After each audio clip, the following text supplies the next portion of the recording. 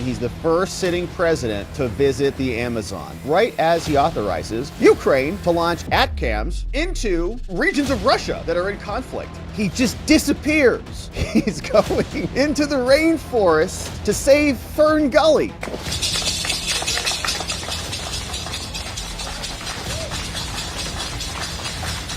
So long, Joe.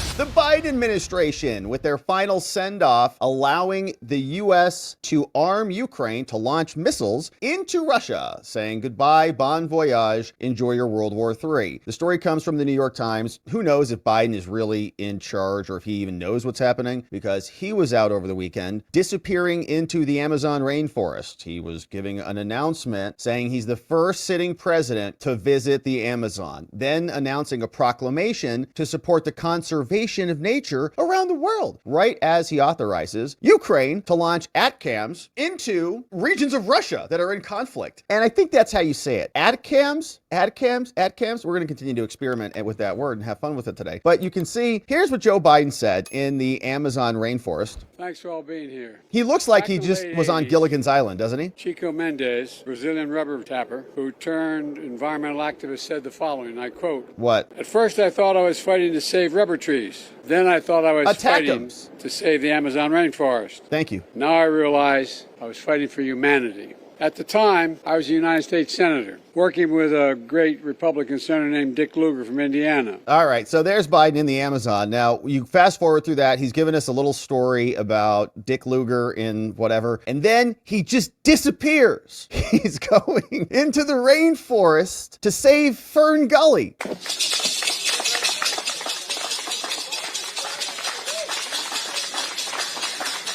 So long, Joe.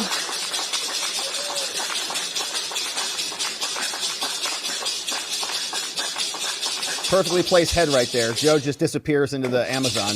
All right, that's it. Now, we don't really know where he went or if he's coming back to the White House. Nobody really knows. But with 2 months left, ATACMS is how you say it. Thank you for the correction. ATACMS in the House are being launched into Russia's house. And Joe Biden just made the change as Trump comes into power. Says he's now authorized the first use of U.S.-supplied long-range missiles by Ukraine for strikes inside Russia. The weapons are likely to be initially employed against Russia and North Korean troops, of which there are about 10,000 of them, I just learned. The Mr. Biden decision is a major change in U.S. policy. Isn't that fun? He lost the election. Trump's coming in. So they're going to make major changes while he's a lame duck in these last 2 months. The choice has divided his advisors, and the shift comes 2 months before Trump takes office. Now, allowing Ukrainians to use the long-range missiles known as the Army Tactical Missile Systems, or ATACMS, which is a perfect acronym for a missile, came in response to Russia's surprise decision to bring North Korean troops into the fight. Zelensky did not confirm permission to strike, but suggested on Sunday, more important than lifting the restriction should be the number of missiles used. He said, today, many in the media are talking about the fact that we've received permission to take appropriate actions. But blows are not inflicted with words. Such things are not announced. The rockets will speak for themselves. And so they're getting ready to really escalate this. They're not happy about it in Moscow. You see this report from The Independent says that there is fury in Moscow now after Biden allows Kyiv to use their long-range missiles. Not ideal when you're trying to stop a war, to escalate the war. But Washington is now throwing oil on the fire, the Kremlin said. Idiots. Condemning Biden's decisions, spokesperson Dmitry Peskov reiterated earlier warnings from Vladimir, saying any strikes on Russian soil using U.S. weapons would be interpreted as direct NATO involvement. Gosh. He's like, yeah, sure, no, it's fine. Joe Biden's like, I got Amazon work to do. Going on an ayahuasca journey. Might be good for him. In response to a question from TASS at his regular press briefing, Mr. Peskov said Russia was only aware of the apparent decision by reporting in Western media. He accused the U.S. of fanning the flames, and speaking on Monday, North Korean leader Kim Jong-un did not reference Biden's decisions, but did denounce Western involvement, saying we got a World War III possibility. The U.S. authorization came as Keir Starmer from the EU urged doubling down on support for Ukraine, putting it high on the agenda for the G20 summit, which is coming up soon. Here's a report from the BBC, along with Zelensky's speech. Joe Biden has authorized Ukraine to use American long-range missiles to strike targets deep inside Russia. Until now, Mr. Biden has been reluctant to give permission because of concerns about the conflict escalating. Our correspondent David Willis reports now from Washington. Yeah, but now it's not his problem. The aftermath of the latest missile attack on He Ukraine. could just launch missiles Russia's and then it's largest in Trump's months. problem. This, the city of Sumy, near the Russian border, after a missile hit a residential area, killing 10 people and injuring many more. As President Biden arrived in Rio for the G20 summit, reports emerged of new U.S. measures to help Ukraine defend itself. Authorization from the outgoing leader for the use of long-range, American-made guided missiles capable of striking deep into Russian territory. Potentially a significant development in the conflict, and one President Zelensky has been calling for months. Today, many in the media say that we have received permission to take appropriate actions. But strikes are not made with words. Such things are not announced. The missiles will speak for themselves, definitely. President Biden's decision followed the arrival last month of around 10,000 North Korean special forces sent to help Russia reclaim territory lost to Ukraine in the Kursk region of eastern Russia. Known as ATACMS, these U.S. Army tactical missile systems have a range of almost 200 miles and are difficult to intercept because they travel at such high speeds. President Biden is keen to do all he can to help Ukraine in the little time he has left in office. He'd resisted authorizing the use of American long-range missiles up to now for fear of antagonizing Russia. But with winter approaching and Russia advancing, retaining territory taken in the east could provide Ukraine with a bargaining chip in the event of future peace talks. David Willis, BBC News, Washington. Great. All right, so that's perfect. So it was too risky to do that before, but now it's perfectly okay to do that because Joe Biden can take a big dump on the world stage and somebody else will clean it up, just like he's been doing for the last 4 years. So Cenk over here said, what the F is Biden doing? Authorizing Ukraine to use U.S. missiles inside Russia? Which side of the political spectrum is this on? The right hates it, obviously. The left hates it, sort of. Only establishment Democrats and Republicans who are all neocons serving the donor class like this. I don't know. There's a bunch of lefties down here. I live downtown. There's a bunch of lefties down here. And all the Harry Wall signs out there, a lot of them have the Ukraine signs on there too. And I'm pretty sure they're not all Ukrainians for whatever reason. They just bought into the propaganda. But here's another one. This is a Senator-elect Slotkin. She came out. They're very upset about the military clearing out DEI. They'd much rather the DEI crew stay in while they push for nuclear war rather than have peace with, I guess, less DEI in the military. So here's this debate. Hegseth has also said that any general that was involved in any of the DEI woke crap has got to go. Yes. Do you expect Donald Trump to fire top generals who he considers woke or those close to former chairman Mark Milley? I mean, I don't think you have to interpret. Arrest. Yeah, I don't think you have to interpret anything. I think they've been very clear that they're putting together some sort of panel that's going to look at generals, people who have served their nation their entire lives over multiple administrations, Democrat and Republican, in combat. They are now openly talking about dismissing them like some sort of kangaroo court. No. Your current DOJ has been a kangaroo court. And actually, the military has become a kangaroo court in many aspects, according to people like Pete Hegseth, who say that the military never used to exist this way, right?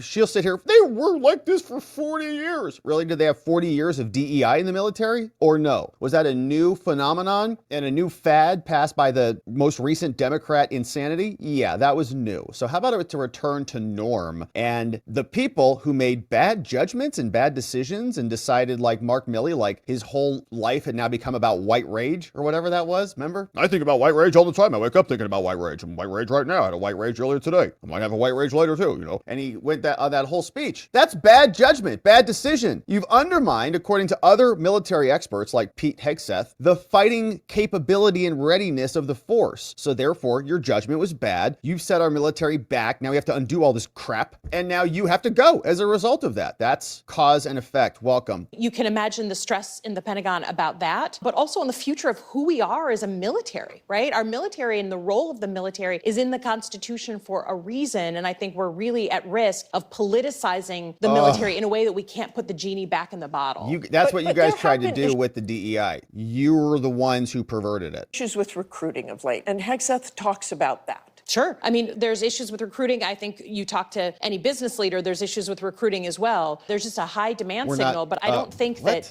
What? Because people need employees? The military is short? showing that you can be summarily fired in this system is a way to increase recruiting. And, I will just take note that He said it would attract normal males if we... Well, his idea of normal may be different. Yeah, we want it's a diverse way different than force. yours. That's right for now, sure. the military Yeah. is one of the most diverse institutions in the world. So the officer corps should reflect that diversity. And that's just not me saying that's it. not That's the Supreme Court of the useful. United States. When they went after diversity issues at our campuses, they excluded our service academies, West Point, the Naval Academy, because they understood that a diverse workforce, diverse officer corps is a national security issue in the United States. Okay, I'm still waiting for evidence of that. They keep telling us, diversity is like our strength and all that stuff. Like, we're more powerful if we're more diverse. It's like, not really. If you have a football team of people whose goal it is to move balls into an end zone, you want very fast, very strong people. Doesn't matter what shape, what color they come in. That's who you want, because there's a physical end game in place. And I'm not saying the battlefield is analogous to this or it's to a game, but there's still an objective there. So we talk about the readiness indicia and characteristics of any organization, and we have to consider what contributes to that or not. And Mark Milley's white rage, I still have not seen how that is helpful to our readiness, but maybe we'll see. Now, MAGA Resource posted this over on X, and here was another exchange which was very interesting. This came from Jon Stewart and this woman who is named Deputy Defense Secretary called Kathleen Hicks, and she's getting interviewed about this new $1 trillion audit failure from the DoD. They can never account for their money. Pentagon, billions of dollars is gone. Trillions over the years. And if you just ask questions about it, she laughs in your face and just thinks that she can mock you like you're an idiot. And how dare you even question them? Now, Jon Stewart is having to have a realization on this, because this is how they treat everybody about everything. You ask about the CDC, they think that you're anti-science. You ask about the dollar, they say you're an idiot, you don't know anything about economics. Ask about the border, you say, well, the market needs it and the border's safe, so on and so forth. Here's John now getting a dose of this from the DoD people. To be doing, like, there is a lot of waste, fraud, and abuse within a system. Audits and waste, fraud, and abuse are not the same thing. So let's decompose these Please pieces educate me on Sure. what So an the audit is difference. exactly what you just described, Yes. which is, do I know what was delivered to which place? Right. The ability to pass an audit, or the fact that the DoD has not passed an audit, is not suggestive of waste, fraud, and abuse. That is completely false right there. Why? So what is now it it's a question of? it's suggestive that we don't have an accurate inventory that we can pull up of what we have where. That is not the same as saying we can't do that because waste, fraud, and abuse has occurred. So in my world, Yeah. that's waste. How is that waste? If I give you $1 billion and you can't tell me what happened to it, that to me is wasteful. That means you are not responsible. But if you can't tell me where it went, then what am I supposed to think? And when there has been reporting, I mean, this is not, look, I'm not saying this is on you and that you She's caused taking this, it personally. but I think it's a tough argument to I'm pretty make sure I that didn't cause it. an $850 billion budget team did, to lady. an organization that can't pass an audit and tell you where that money went. Like, I think most people would consider that somewhere in the realm of waste, fraud, or abuse, because they would wonder why that money isn't well accounted for. And especially when they see food insecurity on military bases and they see... You want to talk about that? Because that's a good... we should be talking... I mean, Well, I'm it's trying to all- understand where you're trying to go, other than I the don't wanna dollars, talk about which it. really bother you. I think it doesn't really bother me. I think it's all connected. Okay. I think tell when me, I tell look... me that story. Tell me how you're thinking Well, about that. when I see... Totally in panic, this woman. Wants to talk about anything else. Let's talk about food insecurity on the bases. Tell me your story. Tell me what you think about. I'll just answer anything except the fact that we've got $1 trillion we can't account for. A State Department get a certain amount of money and a military budget be 10 times that. And I see a struggle within government to get people like more basic services. And then that department that got that, I mean, we got out of 20 years of war and the Pentagon got a $50 billion raise. Like, That's shocking to me. Now, I may not understand exactly the ins and outs and the incredible magic of an audit, but I'm a human being who lives on the earth and can't figure out how $850 billion to a department means that the rank and file still have to be on food stamps. Like, to me, that's fucking corruption. Whoa, sorry about that. Sorry and about that. If that blows your mind, but he's right. And if you think like that's like a crazy agenda for me to have, I really think that's institutional thinking, and that it's not looking at the day-to-day reality of the people that you call the greatest fighting force in the world. So again, I get back to this idea of like, I'm not looking to pick a fight with you, but I am surprised that the reaction to these questions are, you don't know what an audit is, bucko. Like, that's just weird to me. Okay, amazing. Shout out to Jon Stewart on that, because that was a talking to that is for the ages, and she was just in pain the entire time. One of the most uncomfortable things I think you've seen from a DOD official, because she knows the money is gone. It is wasted. It is fraud. It is abused. What else do you call it? It's not a good investment. If you go to the grocery store, you spend $100 on your food and $40 go missing, you ask a question about that. What was that, if not waste, fraud, and abuse? I don't know where my $40 went. Now, here's your change. I'm missing $40. I'm missing $80. Where'd it go? Don't worry about it. Don't worry about it. It's went to services or something. No, it didn't. It's theft. Now, Jon Stewart is onto this, man, and if he just takes this same epiphany that he has about the DOD, if he just takes that same model, he nailed it, and he just applies it to everything else, like Customs and Border, Health and Human Services. If he takes that over to education or to the CDC, any one of them, okay, they're all doing the same thing. The DOD is just killing a lot of people intentionally with military and endless wars, and they have a very interesting grift. They keep giving Zelensky billions of dollars, but we've got Americans here who are struggling. And I would much rather our money come back to the United States. We should have a rich country with a nice liberty benefit. We have free speech, free markets. We've got so much wealth and resource. We live in a cherished land. We should have a benefit for being Americans. We pay a lot in taxes. We should have a benefit. We shouldn't have inflation, crime. Our pride and joy be Dollar Tree stores on the corners, okay? We should have and demand much more. Trillions of dollars being stolen from us, from these people who then mock and laugh at us. It's criminal. They're all involved in it. If you did this at a corporation, you just had $1 billion disappear off your books, you go to jail for that, but none of them do. So meanwhile, one of the worst people in the country named Adam Shifty Schiff was on with Jake Tapper. Remember, he got censured, and Shifty brought this up and asked him about, Tapper asked Shifty about his historic censure. They should put it up here on the screen. Censured! Liar! For lying about Russia collusion. The Democrats have repeatedly, for decades, tried to instigate a global conflict with Russia on nuclear power. Blame Trump for colluding with them to seize 2016, never happened. Brought it back up again in 2020, never happened. And now they started their war once Biden took over because they needed their war. And Schiff wanted it to happen, lied to us all about it. Obviously, he is bringing a group of people to disrupt. I mean, that is what Speaker Johnson said. He won the election. I'm wondering about how much anybody in Washington is being introspective at all about why there is this kind of opening for disruptors, if not necessarily these individuals. You were censured in the House last year for, in their view, holding positions of power during the Trump presidency as chairman of the House Intelligence Committee. And according to them, quote, abusing this trust by saying there was evidence of collusion between Trump's campaign and Russia. And I wonder if you are feeling at all introspective at all about that was, do you regret what you've done? According to the Mueller report and according to your Republican colleagues, an overstatement. And I wonder if you think in any way you help set the table for these disruptors.